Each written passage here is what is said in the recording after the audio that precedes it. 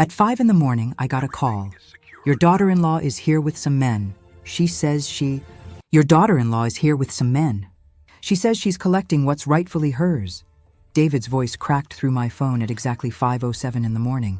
I was lying in my beach house bedroom, windows wide open, salt air washing over me like a prayer I'd been whispering for weeks. The waves outside were doing their thing, rhythmic and honest, unlike the people I'd left behind in the city. I sat up real slow. My heart wasn't racing, wasn't even surprised, really. Just this weird calm settling over me, like I'd been waiting for this exact moment my whole life. Don't stop her, David. My voice came out smooth as glass. Let her in. She's gonna find something real interesting. Silence on the other end. I could practically hear him thinking, "You sure about this, Mrs. Margaret?" "Dead sure. Let her pass with those men. Just make sure she signs that visitor log. Full name, ID number, everything." I hung up before he could ask more questions. Good man, David. 20 years he'd been working that front desk at my building. Watched my husband's funeral procession leave from that lobby. Saw me rebuild my life piece by piece. He knew something was up. My fingers were already opening the app on my phone. Those cameras I'd installed 4 weeks ago. The ones nobody knew about. Not William, not Sophia, not even Emma, my best friend since forever. Tiny little things, invisible if you didn't know where to look. I'd put them everywhere. Living room, kitchen, both bedrooms, hallway, entrance. All streaming live, all recording straight to the cloud where nobody could touch them, erase them, pretend they didn't exist. The screen lit up with perfect clarity. There she was, Sophia Hart, my daughter-in-law of exactly 5 months and 12 days. Standing in my building lobby like she owned the place, talking to 3 huge dudes in moving company uniforms. One guy was holding empty boxes. Another one kept checking some clipboard. Third one just looked uncomfortable, shifting from foot to foot. Sophia had her hair pulled back tight, wearing yoga pants and a designer hoodie like she'd just come from some expensive gym. But her face told a different story. Anxiety. Hurry. That look people get when they're doing something they know is wrong but think they're gonna get away with it. I watched her hands move as she talked to David. Couldn't hear it yet, but I could read her lips well enough. Been reading lips since my hearing started going a bit in my left ear. "It's my right," she was saying. She gave it to me. "It all belongs to me now." I switched camera views. The hallway outside my apartment on the 9th floor was empty, quiet, peaceful. My door was closed, locked up tight with the new system I'd installed, the one Sophia didn't know about. Back to the lobby feed. She was already moving toward the elevator, the 3 men following like ducks in a row. David stayed behind, watching them go, his face scrunched up with worry.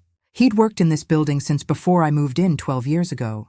Knew I'd been alone since my husband Michael died. Always treated me with respect, like I was a real person, not just some old lady taking up space. I took a deep breath. My heart was beating faster now, but it wasn't fear. It was anticipation. Like standing at the top of a roller coaster that moment, right before the drop when you realize you're either gonna scream or laugh, or maybe both. The elevator climbed. 4th floor, 5th, 6th. My place was on the 9th, 7th floor, 8th. The doors opened, and Sophia came out first, moving fast, determined. The men followed, looking around like they were already regretting this job. She walked straight to my door, reached into her purse, pulled out a key, my key.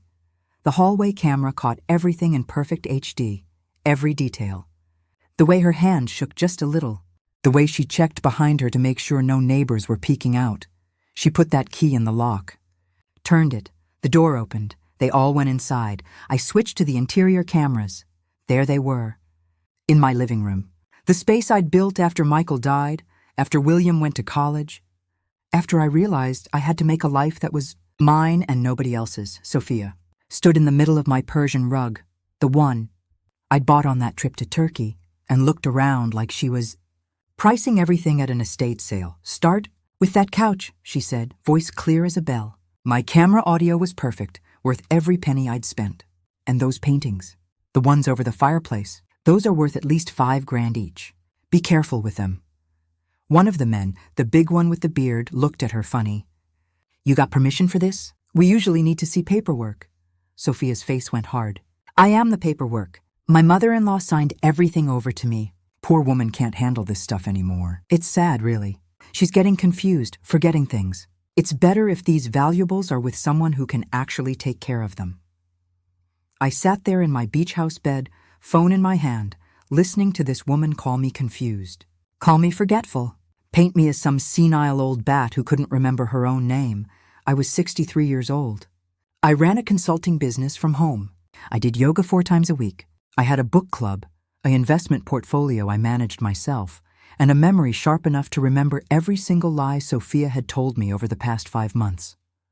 What about documentation? Another mover asked. We need something in writing. Company policy. Sophia pulled papers from her expensive leather purse. Flashed them quick, not letting anyone actually read them. Right here. All legal, all notarized. Now move it. We need to be done before anyone wakes up and starts asking questions. Before anyone wakes up. Before neighbors see. Before someone calls the cops. Too late for that. Sweetheart, because while she was talking, while her hired muscle was starting to lift my furniture, while Sophia was checking my drawers for God knows what, those cameras were recording every single second, every word, every movement, and that app, it had already sent automatic alerts to 3 people. My lawyer James, the police precinct 6 blocks away, and Emma, who I knew would be calling me in about 30 seconds. The phone buzzed. Emma's name lit up the screen. Please tell me you're seeing what I'm seeing, Emma said. No hello, no preamble. She had access to the camera feeds. Emergency protocol. Every second of it. That absolute... Emma caught herself. I'm getting dressed. I'll be there in 40 minutes. No, stay put. Let this play out. The police already got the alert. Maggie, trust me, Em. I got this. I hung up and went back to watching. Sophia had moved into my bedroom now. I watched her open my closet, the closet where I kept the clothes I'd bought on my own dime, with money I'd earned myself. She ran her hands over the silk blouses, the cashmere sweaters. Then she opened my jewelry box, the one Michael gave me for our 25th anniversary. Mahogany with mother-of-pearl inlay. Inside were the pieces that meant something. Not expensive, mostly, just meaningful. Sophia picked up a bracelet, thin gold chain with a tiny heart charm. William had given it to me when he was 7 years old, saved up his allowance for 3 months. She held it up to the light, shrugged, and dropped it in her pocket. This one, too, she said to nobody. Might be worth something. One of the movers appeared in the doorway. Ma'am, there's a lot of stuff here. You taking everything? Sophia turned around, and even through the camera I could see that look. Greed, pure, simple greed. Everything worth anything, she said. My mother-in-law doesn't need this anymore. She's going to be in a facility soon anyway. Might as well liquidate the assets while they're still worth something, the way she said it. Like I was already dead. Like my life was over and she was just dividing up the spoils. I closed my eyes, breathed in that ocean air, listened to the waves. When I opened them again, I tapped another button on the app. This one activated the secondary audio system, the one that could pick up phone conversations, even when people thought they were being quiet. Sophia had walked back into the living room. She pulled out her cell and dialed, waited, then spoke. Yeah, it's me. I'm inside. No, she's at the beach house like always, completely clueless. This is going smooth. The movers are packing up the good stuff now. Pause. She was listening to whoever was on the other end. The drugging thing didn't totally work. She stopped drinking the tea after a while. Smart old bat, I'll give her that. But it doesn't matter now. Once we have all this, I'm gonna push William to sign the rest of the papers. He doesn't suspect anything. Still thinks I married him for love, she laughed. Actually laughed. Come on, are you kidding? He's 15 years older than me and boring as hell. But his mama's sitting on a fortune. This apartment alone is worth 300 grand. Then there's the beach house, the stocks, the retirement accounts. We're talking close to $1 million total. Once we get guardianship established, it's game over. My hand gripped the phone so hard I thought it might crack. The drugging thing. Those afternoon visits to William's place. Sophia always insisting I stay for tea. Special herbs, she'd said. Good for circulation, for sleep, for digestion. That tea that made me dizzy. That made my vision blur. That made me so confused I couldn't remember what day it was. It wasn't in my head. It wasn't old age. It wasn't my imagination. She'd been poisoning me. Sophia kept talking. Look, between the furniture, the jewelry, and the art, we can flip it for at least 40 grand quick. And that's just the start. Yeah, I already found a buyer for the beach house. Cash deal, under market value, but fast. She won't be able to fight it. By the time she figures it out, everything will be in our names legally. She hung up. Stood there in the middle of my living room, smiling that satisfied smile, winner's smile, conqueror's smile. I sat in my beach house bedroom with tears running down my face that I didn't even feel until they dripped off my chin. This wasn't about money. I mean, it was, but it wasn't. Not really. It was about the fact that my son, my baby boy who I'd raised alone after his father died, who I'd worked 3 jobs to put through college, who I'd loved with every single cell in my body, had married someone who saw me as an obstacle, a problem to solve, a source of income. It was about all those times I'd told myself I was being paranoid, that I was just a jealous mother-in-law who couldn't handle sharing her son, that I was imagining things because I was lonely, because I was scared of getting old, because maybe Sophia was right and I was losing it. But I wasn't losing anything, except my illusions maybe. And honestly, good riddance. I checked the time. 5:43 a.m. The police should have gotten the alert by now. Dispatch should have sent units. I needed to understand how I'd gotten here, though. How a 63-year-old woman, college-educated, financially independent, owner of 2 properties, had ended up being gaslit by a 35-year-old wannabe influencer with a smile like a shark. So I let my mind go back to where this whole nightmare started. 6 months earlier, Emma and I were at our regular Thursday nail appointment. Same salon we'd been going to for 8 years, same Vietnamese ladies who knew our life stories better than some therapists. My phone rang. William's face popped up on the screen. That photo from his graduation where he looked so proud, so happy, so young. Mom. His voice had this excitement in it I hadn't heard in years. I need to tell you something. Tell me, baby. I met someone. Her name's Sophia. We've been dating for 4 months and, Mom, I think she's the one. I think I'm going to marry her. I sat there under the nail dryer, Emma watching me with those sharp eyes that missed nothing. 4 months. 4 months. And this was the first I was hearing about her. 4 months. And he'd never introduced us, never mentioned her, never brought her around. But I swallowed that hurt and smiled even though he couldn't see me. That's wonderful, sweetheart. I'm so happy for you. I want you to meet her. Come to dinner Saturday. You and Emma if she wants. Sophia's really excited to meet you. She's heard so much about you. I agreed because what else was I going to do?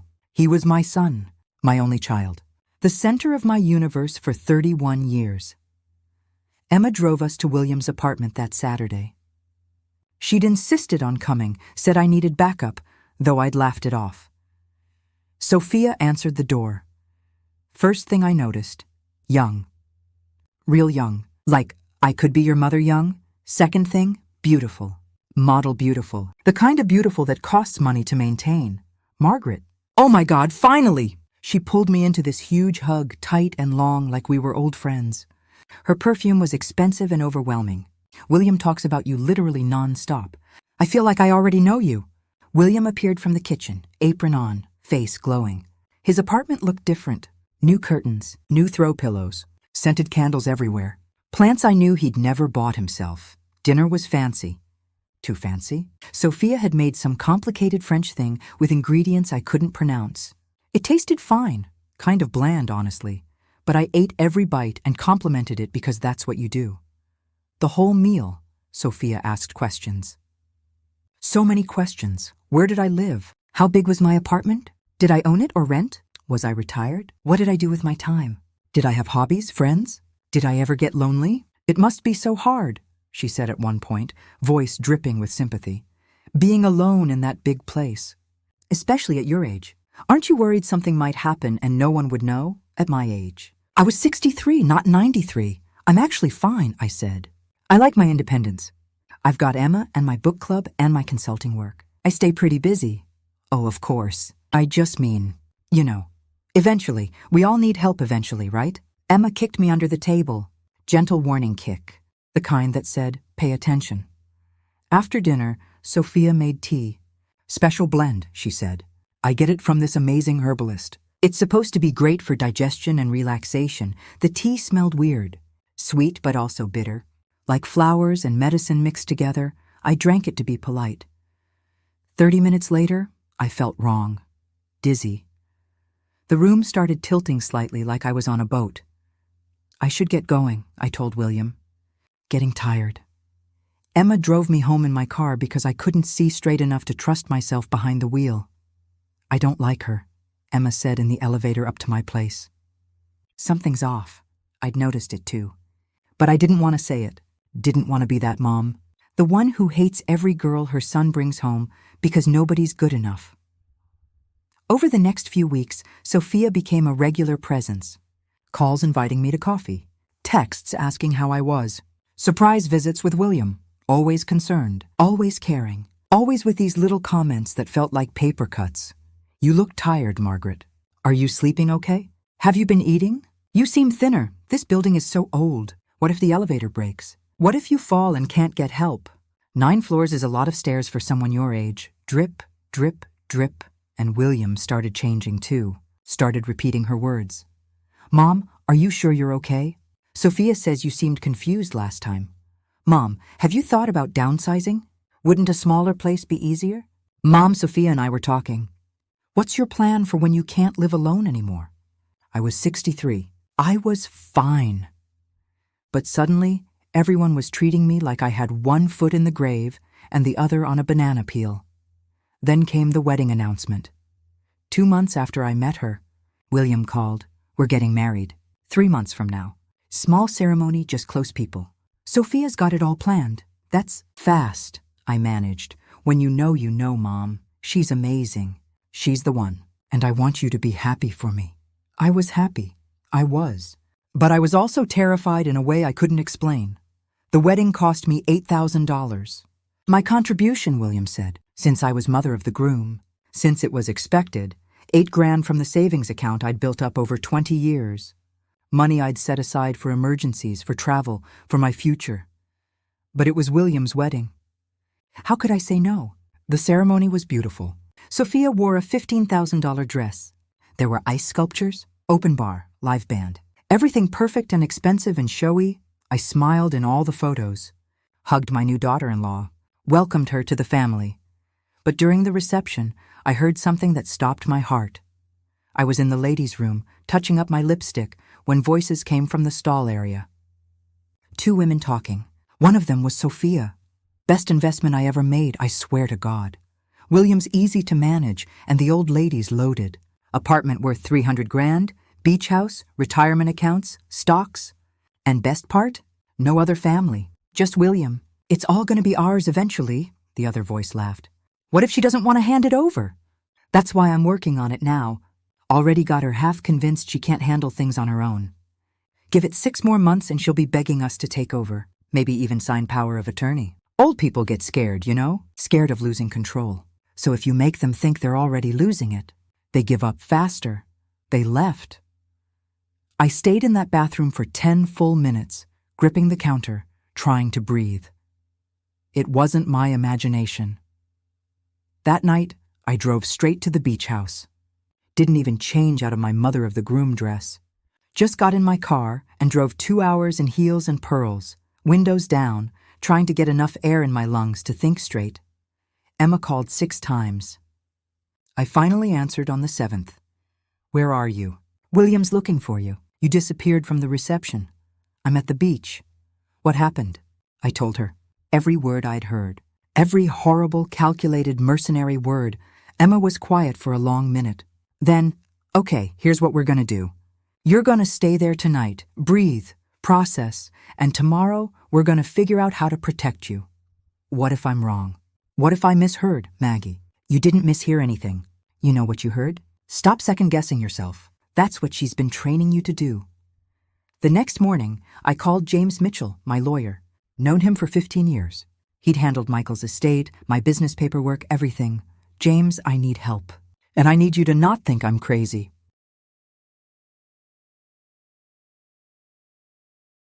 I told him everything. The weird comments, the tea that made me sick, the conversation I'd overheard, All of it. James didn't laugh. Didn't tell me I was paranoid. Just listened. Margaret, you need to protect yourself legally. Because here's what's going to happen. Sophia's going to try to get power of attorney. She's going to try to have you declared incompetent. And if she succeeds, she can do whatever she wants with your assets. Sell your properties, empty your accounts, put you in a facility, and your word alone won't be enough to stop her. What do I do? First, you need documentation that you're mentally competent. Full psychological evaluation. Second, we need to update your estate documents with ironclad protections. Third, he paused, we need evidence of what she's doing. Real evidence. Recordings, documents, something concrete. How do I get that? Security cameras in your apartment. The kind that record audio and video. If she's planning what you think she's planning, she'll slip up. They always do. And when she does, you'll have proof. That conversation happened on a Sunday. By Wednesday, I had a package arriving at my door. 6 wireless cameras with high-definition video and crystal-clear audio. Cost me $900. Worth every penny. I spent a whole afternoon installing them. Not just visible security cameras, hidden ones. The kind people don't notice. Living room tucked. Into the bookshelf between my decorating books. Kitchen, on top of the fridge. Behind a plant. Master bedroom. Inside a tissue box holder on the dresser. Guest room in the air. Vent hallway, in the smoke. Detector entrance, behind the peephole. Downloaded the app, set up cloud storage, programmed automatic alerts if anyone entered while I wasn't home. Then I did something smart, or maybe devious, depends how you look at it. I changed my locks. New deadbolt, new doorknob, everything. But I kept the old lock installed right above the new one. From the outside, it looked like my regular old lock was still there. But the old keys didn't work anymore. Only my new key opened the new lock. If Sophia had somehow gotten a copy of my key, and I suspected she had, she'd try to use it. And fail. Or maybe she'd succeed on the old lock, which was now decorative. Either way, I'd know she was trying to get in without permission. I also made another change. Left one of my old keys in a drawer in William's apartment. The drawer where I'd seen Sophia snooping during one of my visits. Left it there like bait. Emma thought I was being paranoid. What if she doesn't take it? Then I'm wrong about her and we all live happily ever after. But if I'm right, I was right. 2 weeks after the wedding, I went for a psychological evaluation with Dr. Sarah Chen. James had recommended her. Forensic psychologist, 30 years experience, testified in court cases all the time. She put me through everything. Memory tests, problem solving, logic puzzles, math, current events, spatial reasoning. Asked me about my daily routine, my work, my hobbies, my finances. 3 sessions, 2 hours each. At the end, Dr. Chen gave me her assessment. Mrs. Margaret, you're sharper than most 40-year-olds I evaluate. There is 0 evidence of cognitive decline. Your memory is excellent. Your reasoning is sound. You are absolutely, completely competent to make your own decisions. And if anyone tries to say otherwise, I will testify to that effect. I left her office with documentation. Official letterhead. Notarized. Proof that I wasn't confused, wasn't senile, wasn't losing my grip on reality. But I knew that paper alone wouldn't be enough. The real test came 3 weeks after I installed the cameras. I was at the grocery store, filling my cart with the usual stuff, when my phone buzzed. Alert. Motion detected in apartment. Camera 1 activated. My heart jumped into my throat. I abandoned my cart right there in the cereal aisle and pulled up the app. The feed showed my living room, and there was Sophia, alone. No William. Just her, walking through my space like she owned it, opening drawers, checking papers, touching everything. I watched her go through my mail on the coffee table. Watched her photograph my bank statements with her phone. Watched her open my desk and rifle through files. Then she went to my bedroom. My hands were shaking so bad I could barely hold the phone. She opened my jewelry box. The one from Michael. Looked through it piece by piece. Took out my grandmother's ring, thin gold band with a tiny emerald, and slipped it into her pocket. Theft on camera. Clear as day. She stayed 23 minutes. Checked every room. Took photos of documents. Pocketed 2 more pieces of jewelry and a silver picture frame. When she left, I sat down right there in the middle of the grocery store, didn't even care that people were staring. It was real. All of it. I wasn't imagining things. That night, William called. Mom, Sophia says you were rude to her last time she visited. I haven't seen Sophia in 2 weeks. She said she stopped by and you barely talked to her. Said you seemed angry? She hadn't stopped by. She'd broken in. William, how did Sophia get into my apartment today? Silence. What are you talking about? She was in my apartment this afternoon, going through my things. Did you give her a key? She said she needed to pick up that book you'd lent her. The cookbook. I'd never lent her any cookbook. Never lent her anything. And she was in there for 23 minutes looking for a book? Mom, why are you being like this? Sophia's trying so hard to build a relationship with you and you just push her away. She thinks you don't like her. William, I have cameras. I recorded her going through my desk, photographing my bank statements, taking things that don't belong to her. The silence was longer this time. Cameras? Since when do you have cameras? Since I started feeling like something wasn't right. He sighed, that frustrated sigh I knew so well. Mom, this is paranoid. You're spying on your own family. Maybe Sophia's right. Maybe you do need help. Professional help. There it was. The seed Sophia had planted, now growing in my son's mind. Maybe she needs help. Maybe she's not capable. Maybe she's losing it. I don't need a doctor, William. I need you to see what's happening. What's happening is you're making my wife feel unwelcome and uncomfortable. And if you can't accept her, then maybe we need some space. Some distance. He hung up on me, my son, my baby. Hung up on me. I called James immediately. Sent him the videos. This is perfect, he said, and I hated that word. Nothing about this was perfect. Breaking and entering, theft, evidence of planning. Margaret, you've got her. If she tries anything legal, we show this to a judge and her case falls apart. What about William? James was quiet. In the videos, it's just her. William isn't there, doesn't appear to be involved. Legally, we can't prove he knew, but he had to know, right? Your wife doesn't do something like this without you knowing, or maybe she does. Maybe that's how people like Sophia work. Slow manipulation, isolated actions. Keep everyone separate so nobody sees the whole picture. The next escalation came 2 weeks later. Sophia organized a family lunch. Called me on a Tuesday, voice all cheerful. Margaret, I want us all to get together Sunday. Just family. My mom and my brother are coming.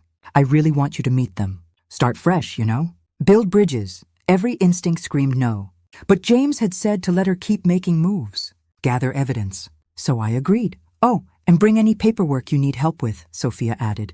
Tax stuff, property documents, whatever. Ethan and I want to help you get organized. We know that kind of thing gets overwhelming. Overwhelming. Like I hadn't been doing my own taxes for 40 years. Sunday came. I showed up at noon with a bottle of wine and my guard up. Sophia's mom was there, a brittle-looking woman in her 60s who looked at me like I was furniture. Her brother Ethan, 30-something in an expensive suit, barely acknowledged me. There was also another couple, introduced as Sophia's aunt and uncle. Too many people. This wasn't a family lunch. This was an audience. Lunch was awkward. Sophia dominated conversation, talking about her business ventures and how well she and William were doing. I ate quietly. Drank only water from a bottle I'd brought myself. I wasn't drinking or eating anything she gave me. Not anymore. After dessert, Sophia's tone changed. So, since we're all here, there's something important we need to discuss. She looked at me with this expression of deep concern. We've all been worried about Margaret. Every eye in the room turned to me. Lately, she's been really forgetful, confused. The other day, she called William thinking it was his birthday. It's not for 6 months. That was a lie. Complete fabrication. And she's been paranoid, Sophia continued. Installed cameras in her apartment because she thinks people are breaking in. Accuses us of stealing from her when we're just trying to help. Sophia's mother made a sympathetic noise. Oh, poor thing. My mother went through the same thing. Early dementia. We had to make some hard decisions. I felt heat rising to my face. I'm not confused. I installed cameras because someone was breaking in and stealing. Sophia gave me that patient smile. The one you give a child who's throwing a tantrum. See? This is what we're dealing with. Margaret, sweetie, I came by to return that book you lent me. You told me I could stop by any time. Don't you remember? I never lent you a book.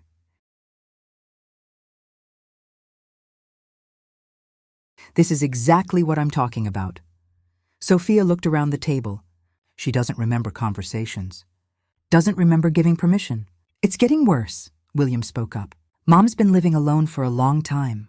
9 floors up, no elevator. She's had some falls. I have never fallen. You told me you slipped in the shower last month. Another lie. I'd never said that. Ethan leaned forward. Look, ma'am, I get it. My grandmother was the same way. Denial is part of the process. But the longer you wait to accept help, the worse it gets. I don't need help. I'm completely fine. Sophia pulled papers from a folder on the side table. That's why we prepared something. It's called voluntary guardianship. Basically, you acknowledge that managing everything is getting hard, and you authorize William and me to help. Handle the bills, the properties, medical decisions. That way you can just relax and enjoy life without all the stress. She pushed the papers across the table to me. I didn't touch them. I'm not signing anything. Margaret, please. We're trying to help you. If you don't sign voluntarily, Ethan said, voice hard, we can petition the court. Everyone here can testify that you're not capable of managing your own affairs. Judge will order a competency hearing, and when that happens, the court assigns a guardian anyway. Better if it's family, don't you think? It was a trap. A perfect, legal trap. If I signed, I gave them everything. If I didn't sign, they'd force it through court with 5 witnesses who'd lie and say I was incompetent. My phone was in my purse. I could feel it there, recording everything, because I'd turned on the voice memo before I arrived. I need to use the restroom. Sophia smiled. Of course. First door on the left. I locked myself in the bathroom and texted James. They're trying to force guardianship. Have fake witnesses. Trapped. Help. His response came in seconds. Don't sign anything. Leave immediately. I'm filing emergency motions now. We have your psych eval. This is coercion. Illegal. Get out. I splashed water on my face. Looked at myself in the mirror. 63 years old.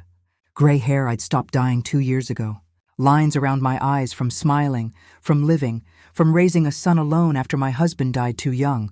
I wasn't senile. I wasn't incompetent. I wasn't confused. I was being robbed in slow motion by people who thought I was too old and too stupid to fight back. I walked out of that bathroom with my spine straight. I'm not signing, I said clearly. And if you try to force me, my lawyer will file charges against everyone in this room for attempted coercion and fraud. Sophia stood up. Fraud? How dare you? I know you broke into my apartment. I have you on camera. I know you stole my grandmother's ring, my silver frame, and my garnet earrings. I have that on camera too. I know you've been putting something in my tea to make me sick. And I have recordings of you talking about your plans to take my property. The room went dead silent. William stared at me. Mom, what are you talking about? Ask your wife about the emerald ring she took from my jewelry box 3 weeks ago. Ask her about the photos she took of my bank statements. Ask her about the phone calls where she talks about my apartment like it's already hers. Sophia laughed, but it sounded wrong. Nervous. This is insane. William, you see? She's completely delusional. I have recordings, I repeated. Video and audio, all saved to the cloud. And my lawyer has copies of everything. I looked at my son, really looked at him. William, I love you. I always will. But your wife married you for my money. She's been trying to make me look incompetent so she can take everything. And she's been poisoning me to make it happen faster. That's not true. Sophia's voice went shrill. Elijah, don't listen to her. She's sick. She's seeing things that aren't real. But William was looking at me differently now. Like he was seeing something he'd been avoiding. I grabbed my purse. I'm leaving. And the next time anyone enters my apartment without my permission, I'm calling the police. I walked out. Nobody stopped me.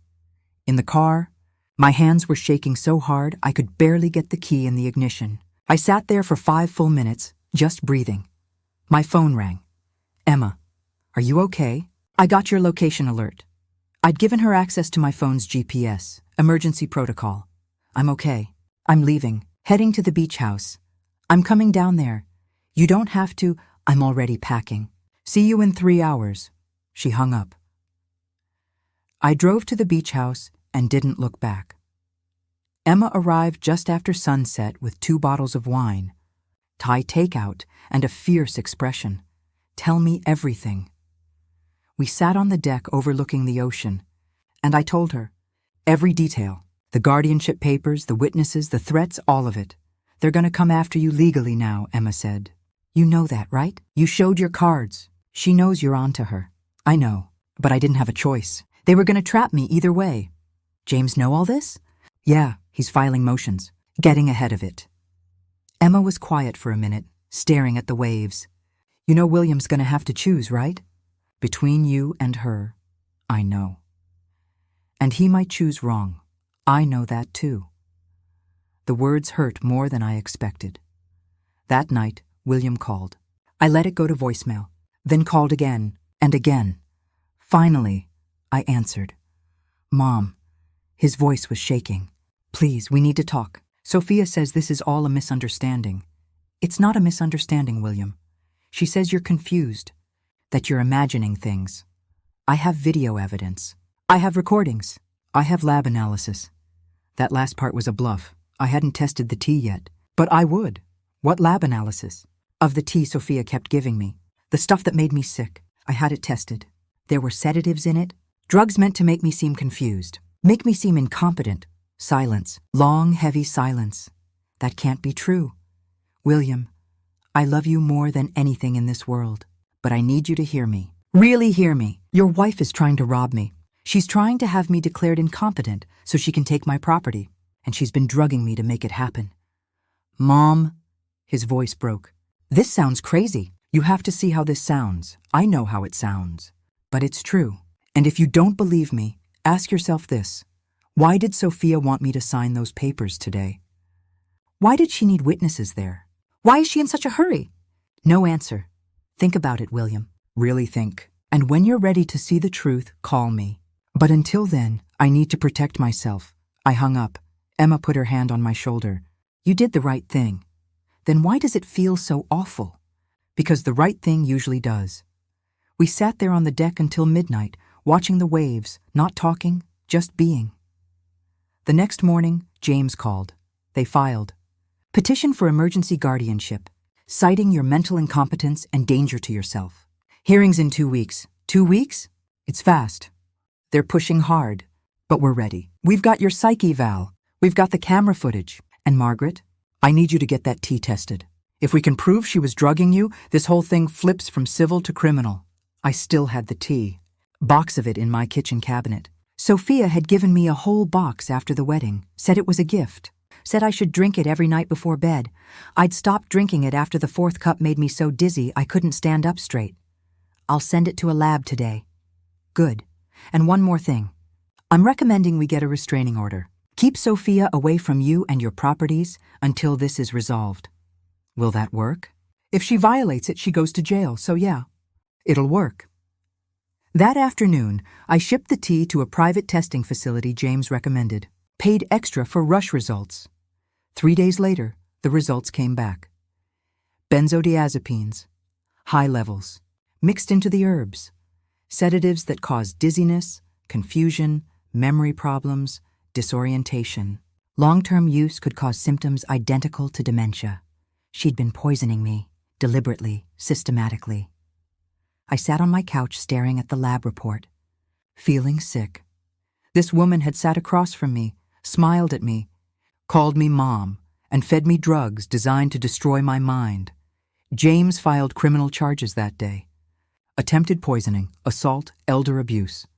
The restraining order was approved within 48 hours, and then we waited, which brings me back to that morning.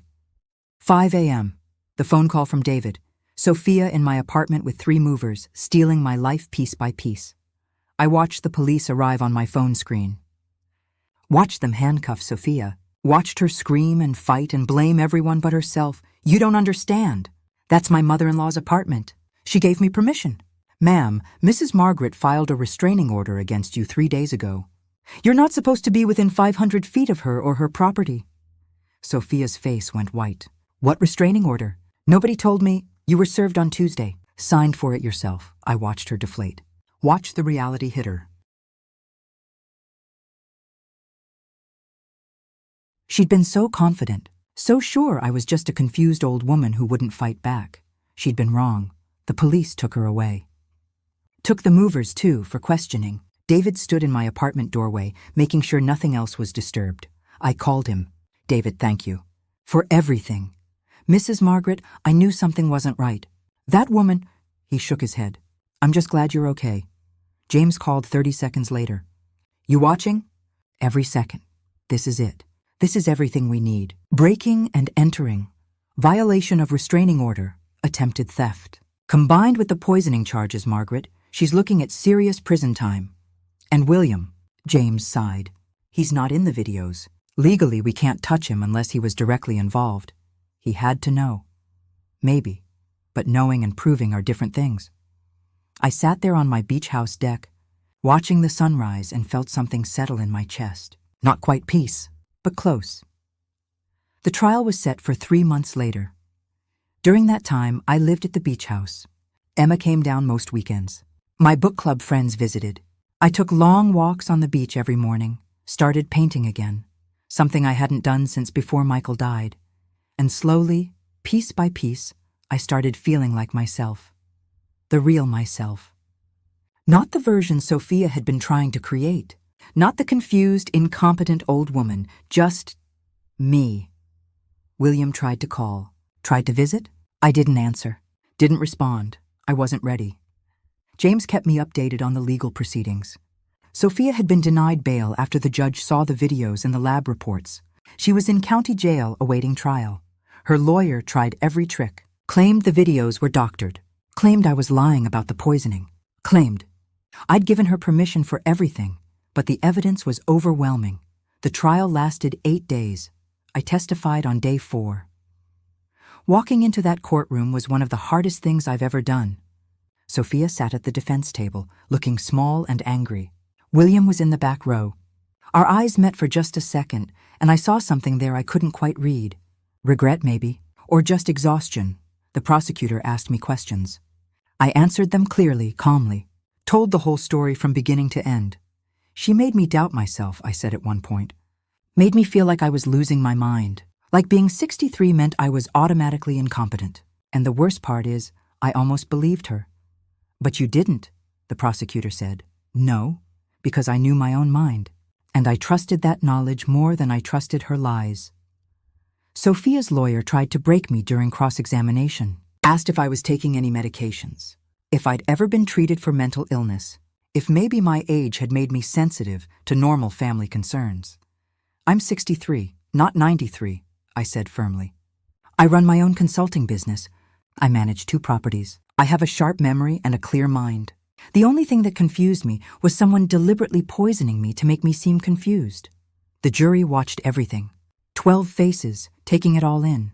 They showed the videos, played the audio recordings. Sophia on camera, going through my things. Sophia on the phone, talking about selling my apartment. Sophia's voice saying, "The old woman is too stupid to protect herself." The lab technician testified about the benzodiazepines in the tea. Explained how long-term exposure would cause symptoms identical to dementia. Dr. Chen testified about my psychological evaluation. Stated unequivocally that I was completely competent. David testified about the morning Sophia showed up with movers, how she'd claimed to be the new owner. The evidence piled up like bricks, building a wall Sophia couldn't climb over. On day 8, the jury deliberated for 4 hours. They came back with their verdict. Guilty, on every single count, breaking and entering. Attempted theft, violation of restraining order, attempted poisoning. Elder abuse, fraud. Sophia screamed when they read it. Actually screamed. "This isn't fair! She's a liar! William, tell them!" But William just sat there, head in his hands. Sentencing came a week later. The judge was a woman in her late 50s named Judge Patricia Morrison. She looked at Sophia with an expression of pure disgust. "Miss Hart, what you did to Mrs. Margaret represents one of the most calculated, cruel schemes I've seen in my 30 years on the bench. You didn't just try to steal her money. You tried to steal her identity, her autonomy, her very sense of self. You tried to make her believe she was incompetent. You poisoned her. You manipulated her son. You violated every bond of trust that should exist within a family." Sophia tried to speak. The judge held up a hand. "I'm sentencing you to 6 years for the breaking and entering and theft charges. 4 additional years for the attempted poisoning and elder abuse. 10 years total. And I'm recommending you serve every single day of it." 10 years. I sat in that courtroom and felt not joy, not satisfaction exactly, just closure, like a book that had been left open was finally being closed. Outside the courthouse, reporters swarmed. James handled most of them, but one woman pushed through to me. Mrs. Margaret, what would you say to other older people who might be experiencing similar abuse? I looked at the camera. Trust yourself. If something feels wrong, it probably is. Being older doesn't make you incompetent. It doesn't make you stupid. It doesn't mean you have to accept mistreatment from anyone, even family, especially family. You have the right to protect yourself. You have the right to set boundaries. And you have the right to fight back. The clip went viral. Within 2 days, I had hundreds of messages from people, mostly women, mostly over 60, sharing their own stories, thanking me, saying I'd given them courage. It felt like something good coming from something awful. A week after the sentencing, William showed up at the beach house. I was on the deck, painting. Terrible amateur watercolors of the ocean, but they made me happy. Mom. I turned. He looked awful. Thin, tired, like he hadn't slept in weeks. Can we talk? Please? I put down my paintbrush. Okay. We sat at the deck table. The ocean was calm. Seagulls called overhead. I'm so sorry. His voice cracked. For everything. For not believing you. For choosing her. For God, Mom, for all of it. I waited. I watched the trial. Watched the videos. Heard the recordings. And I realized. He wiped his eyes. I realized she played me. From the very beginning. She found out about you, about your money, and she targeted me to get to it. And I was so lonely, so desperate to find someone that I ignored every red flag, every warning sign, even when you tried to tell me. Yeah, I said quietly. You did. I filed for divorce the day after sentencing. I don't want anything to do with her. Ever. Good. But I know that doesn't fix what I did to you. Doesn't fix that I called you paranoid, that I tried to make you doubt yourself, his voice broke completely, that I helped her even if I didn't know the whole plan. I helped her by not believing you. I looked at my son, the man I'd raised alone, the boy who'd cried in my arms when his father died, the teenager I'd worked 3 jobs to put through college. William, I love you. I always will. But we can't go back to how things were. I know. The relationship we had before, where I was just Mom and you were just my son and everything was simple, that's gone. She destroyed it. And you helped by not protecting it. He nodded, tears streaming down his face. But, I continued, that doesn't mean we can't build something new. Something different. Something based on mutual respect. Where you see me as a full person, not just your mom. Where I'm allowed to set boundaries and you actually respect them. I want that. God, Mom, I want that so much. Then we start small. We start slow. Coffee once a month. Phone calls. We rebuild trust piece by piece. And maybe someday we get to something that feels like family again. But it's gonna take time. However long it takes, he said. I'll wait. I'll do the work. I promise. We sat there for a long time, not talking, just watching the waves. It wasn't forgiveness. Not yet, but it was a start. 1 year later, I'm sitting on my deck at the beach house, which is now my permanent home.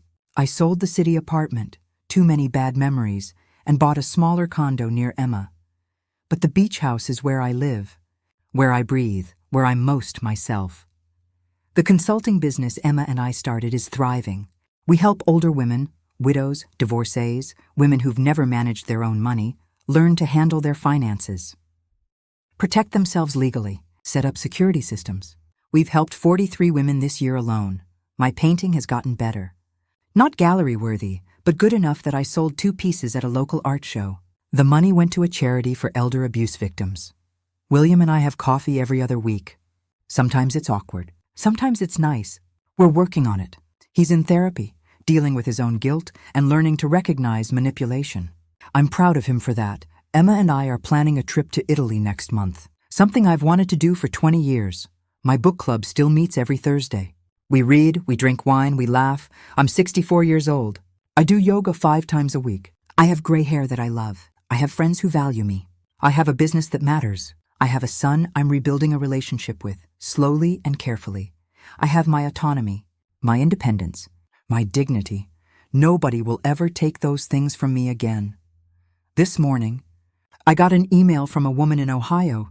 She'd seen my interview, recognized the warning signs in her own life, and protected herself before it was too late. She wanted to thank me. I wrote back, "Thank yourself. You're the one who chose to fight. I just showed you it was possible. Because that's the truth I learned through all of this. You can be 60, 70, 80, 90. Doesn't matter. You can be alone. You can be widowed. You can be scared, but you are never powerless. Not if you refuse to be." I look out at the ocean, at the waves that keep coming no matter what, steady and strong and unstoppable, and I smile, because that's me now. Steady, strong, unstoppable. And for the first time in a long time, I'm not just surviving, I'm thriving. 3 months later, the final piece fell into place. William showed up at the beach house on a Saturday morning with flowers and a nervous expression. "Mom, I joined a support group for family members who enabled abusers.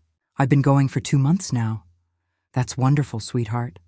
And I've been working with my therapist on understanding what happened. Really understanding it." He sat down across from me. "I'm not asking you to forget or to go back to how things were, but I want you to know I see it now. I see how I failed you, and I'm spending every day trying to be better." I reached across the table and took his hand. "I see that, and I'm proud of you. Can I—" He hesitated. "Can I take you to dinner? Just us. No pressure. Just, I want to celebrate you. Who you are.